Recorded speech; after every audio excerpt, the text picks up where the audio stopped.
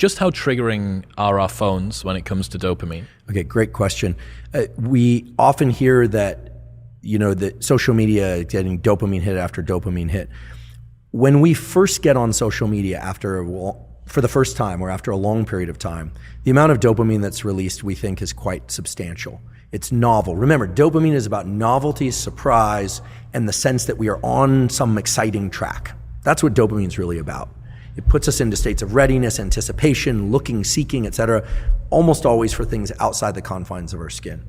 Just to contrast it maybe for a bit more of a future discussion, serotonin does the opposite. When there's a lot of serotonin in our brain and body, typically it makes us feel satisfied, sated, and more quiescent, comfortable with what we have in our own immediate sphere and within us, right? The comfort of a good meal, the food you have. Dopamine is about go, go, go. If you look at somebody who's high on cocaine or methamphetamine, it's all about pursuit, because that's a very dopaminergic drug. You look at somebody who's taken a drug, and I'm not suggesting people do this, but it really ramps up serotonin. Let's say a selective serotonin reuptake inhibitor, Prozac, Zoloft, etc.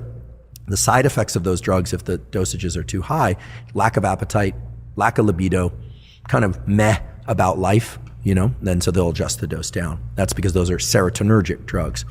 So in general, when we are in pursuit of things, dopamine is quite high. So now you have to remind me your question, because I've set up the dopamine serotonin parallel. Smartphones. Cell phones, yes.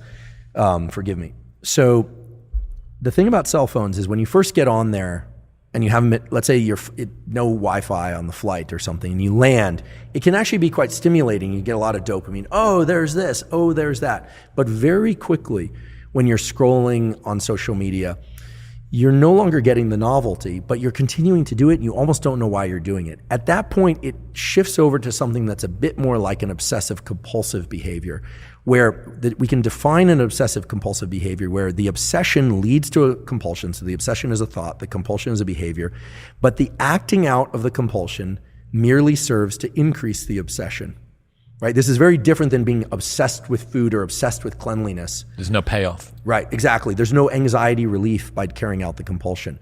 With OCD behaviors, like scrolling social media, the dopamine quickly wanes, and then you find that you're just and we've all been there, you're scrolling, you're like, why am I doing this? This isn't that interesting. This isn't that interesting. Now, the algorithms for social media are very clever, and I don't want to demonize it.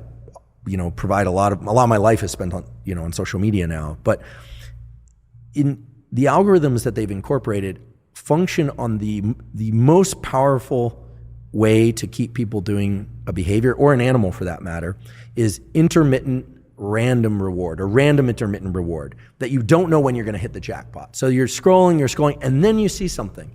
Typically, it's very high, in nerd speak, we'd say signal to noise. So if you're reading some interesting things, this came out in the news, and then it's all of a sudden a riot, or a person that is base jumping off a building, or, for people that are scrolling, looking at bodies or something like that, live bodies. Hopefully people aren't looking at dead bodies. But look, if something's very tragic, then that has this gravitational pull. And then what happens is you start getting the system working for that next dopamine hit that you don't know when it's going to come. It's just like gambling.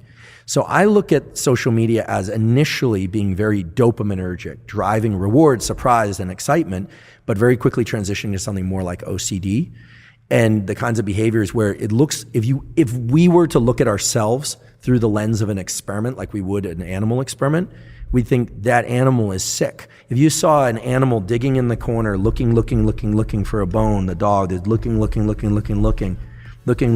you'd think that's really sad. That's us. What's happening, people? If you enjoyed that, then press here for the full, unedited episode. And don't forget to subscribe. Peace.